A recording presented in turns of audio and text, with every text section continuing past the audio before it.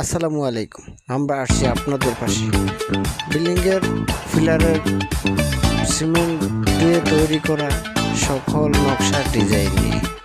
আপনারা সিমেন্ট থেকে তৈরি করা যত প্রকার যাবতীয় নকশা আছে পাবেন আমাদের কাছে। আসুন, স্ক্রিনে থাকা নাম্বারের ঠিকানায় যোগাযোগ করুন, চলে আসুন। আসসালামু আলাইকুম।